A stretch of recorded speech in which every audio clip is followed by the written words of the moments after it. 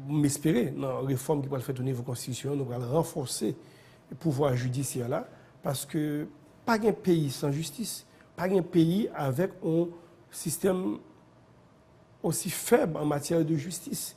Et c'est ça qui crée toute cette guerre-là. C'est ça qui mène nous dans la corruption, c'est ça qui mène nous dans l'instabilité, c'est ça qui mène de tous côtés. C'est la faiblesse du pouvoir judiciaire. Mais il y a des gens qui ont dit, est-ce que c'est parce qu'il y a trop gros babines qui ont pour dans l'assassinat qui fait que jusqu'à présent, elle n'a pas jamais apparaître pour nous connaître qui conditions de tomber 3 avril 2000 là. On en revient au même.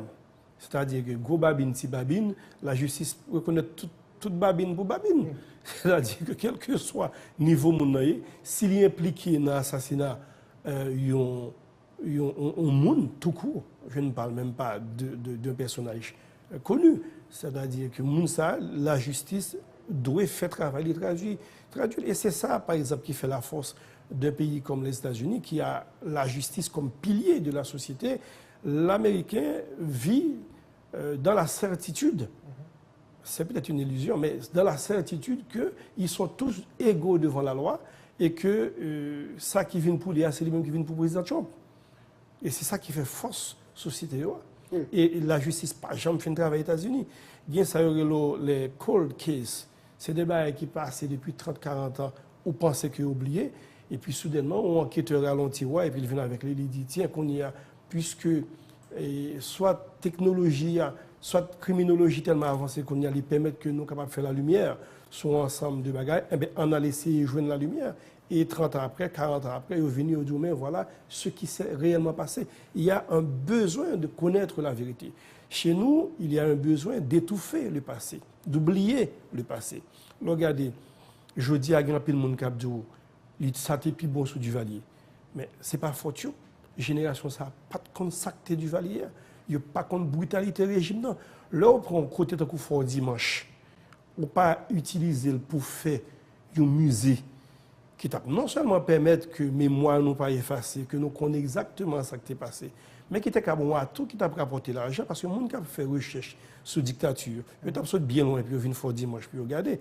Et fort dimanche, les murs de fort dimanche auraient beaucoup à raconter au monde.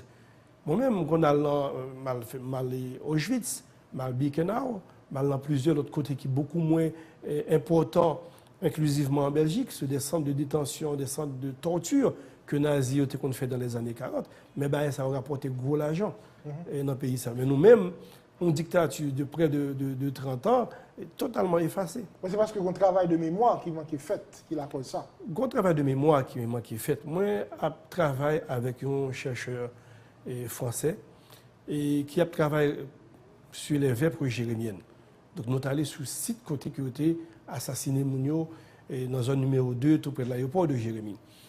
Et déjà, les gens qui sont dans la zone, ils ont mémoire, déjà pas là encore. Ils ont mélangé période parfois.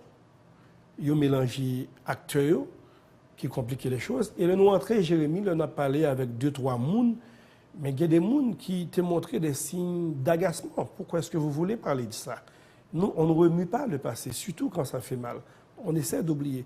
Donc, regardez pour eux, par exemple, la Shoah, racontée par les Juifs, il y a même un sens du détail, une nécessité, un besoin pour que les générations futures sachent exactement ce qui s'est passé dans la Shoah pour ne pas commettre les mêmes erreurs du passé.